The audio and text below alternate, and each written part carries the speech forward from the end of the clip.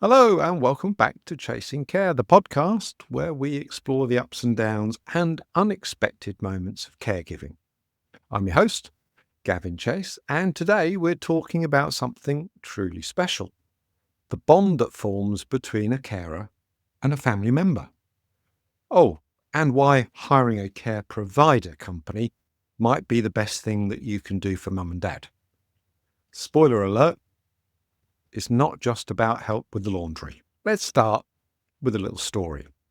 Picture this. Your mum has a new carer. Let's call her Sarah. At first, mum is sceptical. "I don't need a stranger in my house," she says, arms crossed, giving that kind of look usually reserved for telemarketers. Fast forward a few weeks, and Sarah now is the only person who knows how to make a cup of tea exactly the way your mum likes it. They've bonded over their mutual love of Strictly Come Dancing, and your mum has even started to refer to Sarah as my Sarah. Meanwhile, you're over here wondering if you've been replaced as the favourite child. You see, that's the thing about carers. They have this magical ability to become part of the family. It's not just about the tasks that they do, like helping with meals or medication. It's about the connection they build. They listen to stories, laughs, and sometimes even endure Dad's endless retelling of that one fishing trip from 1987. You know the one? They become a trusted friend, a confidant, and yes, sometimes even a mediator when family tensions run high. But here's where it gets interesting.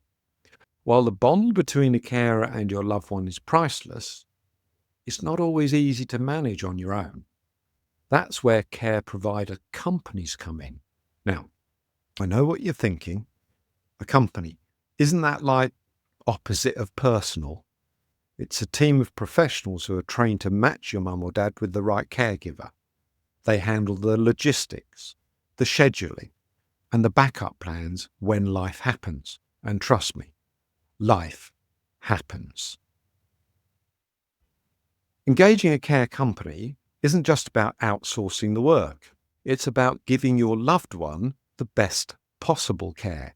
It's about knowing that there's a whole team behind Sarah, ready to step in if she's sick or on holiday.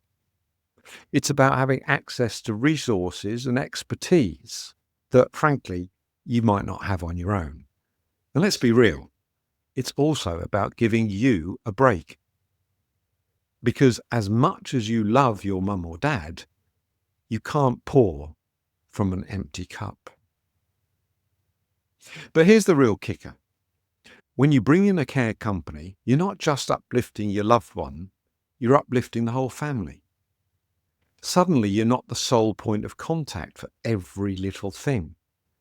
You're not the one trying to figure out how to use the blood pressure monitor at 11 p.m. And why do they have so many buttons anyway?